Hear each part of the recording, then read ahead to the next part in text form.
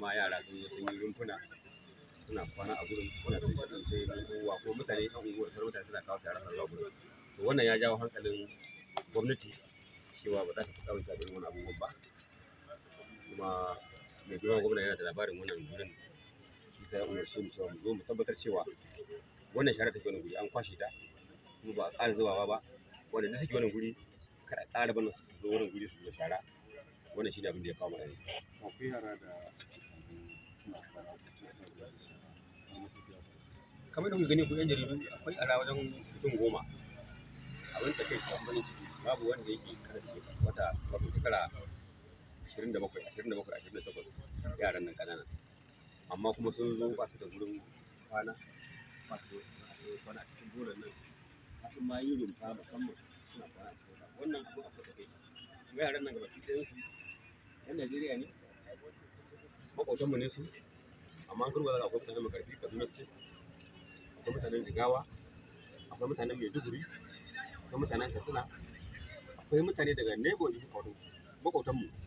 Wannan ya kamata lalle a jama'a su lura, idan waɗannan yaran waɗanda suke ƙasa da shekara 27 ba su da sana'a yi, ba su da aiki, ba inda za su je, ta irin wannan wuraren gaskiya akwai da gaske kuma akwai da gaske. Lalle jama'a ba su lura ba, wani tsaye ba, gwamnati tana da aiki za ta yi kamar irin wanda muke yi mun gwaro mu zo mu sa da mu hana abin da ake ba daidai ba, tabbatar ana yin abin da ke daidai, su kuma jama'a su tabbatar sun gaya mana abin da ake ciki, ko kuma za su zo a ɗauki mataki.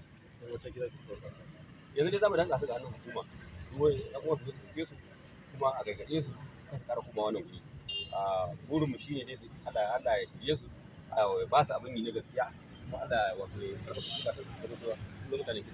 Ba burinmu shi ne kuma cewa su ƙara fasara ba, burinmu shi ne wannan abin da suke yi wato ko da za su yi da dace kwana a wannan gurin su haɗe su ba, musamman a wannan unguwa mai muhimmanci wanda ke kuma ta duba ga wannan unguwar ne babbar unguwar farko a cikin wato jihar Kano, a cikin abin da kira jari.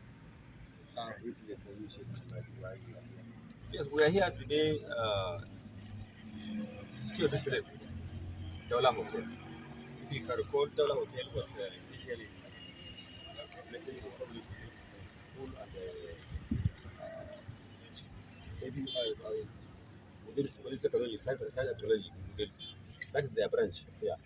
But unfortunately, after the government left, the government when he came in, to set this place at a lower cost for some people, which is not right. So when the government realized that, they revoked all the agreement, and then they want to return it back to the public. So that's why